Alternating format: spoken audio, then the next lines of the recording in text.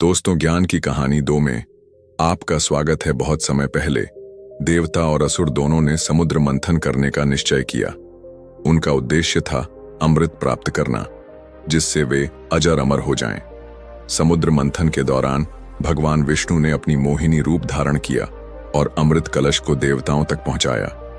यह अमृत जीवन का अमूल्य रत्न था, लेकिन असुरों ने देवताओं से संघर्ष किया और अमृत कलश को छीनने की कोशिश की।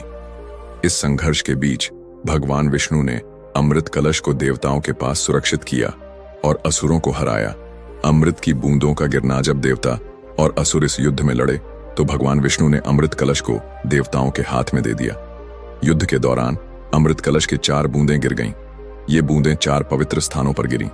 प्रयागराज 2, हरिद्वार 3, उज्जैन 4, नासिक। यह स्थान विशेष रूप से शक्ति और ऊर्जा के प्रतीक बने, क्योंकि यही वो स्थान थे जहां अमृत की बूंदें गिरी थीं। इन्हें अब हम कुंभ मेला के रूप में जानते हैं। कुंभ मेला वह पर्व है जहां हर 4 साल में लाखों श्रद्धालु एकत्र होते हैं ताकि वे उन पवित्र स्थानों पर स्नान कर सकें जहां अमृत की बूंदें गिरी थीं। यह एक अवसर है जो आत्मिक शुद्धि, पापों से मुक्ति और मोक्ष प्राप्ति का प्रतीक है। कई साधु, सन्यासी और भक्तों के साथ आम लोग भी कुंभ मेला में भाग लेते हैं। वे वहां स्नान करते हैं, पूजा करते हैं और अपने जीवन को फिर से संजीवित करने के लिए प्रार्थना करते हैं।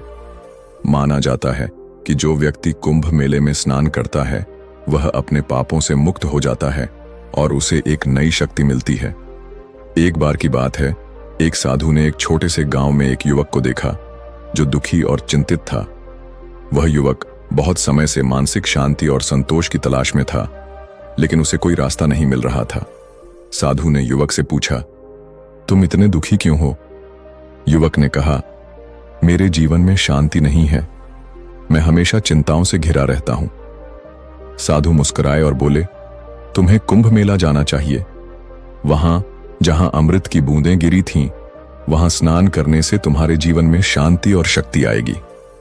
युवक ने साधु की बातों को गंभीरता से लिया और कुंभ मेला जाने का निश्चय किया। उसने यात्रा की और वहां पहुंचकर स्नान किया। स्नान करने के बाद उसे ऐसा लगा जैसे वह नया जन्म ले चुका हो। उसके सारे तनाव, चिंताएं और दुख गायब हो गए थे।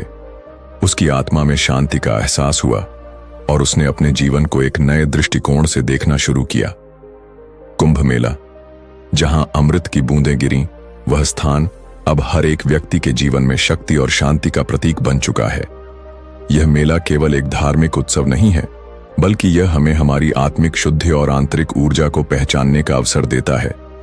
यही वजह है कि कुंभ मेला अब केवल एक धार्मिक आयोजन नहीं, बल्कि एक ऐसे अनुभव का रूप ले चुका है जो हर व्यक्ति के जीवन को परिवर्तन की दिशा में प्रेरित करता है।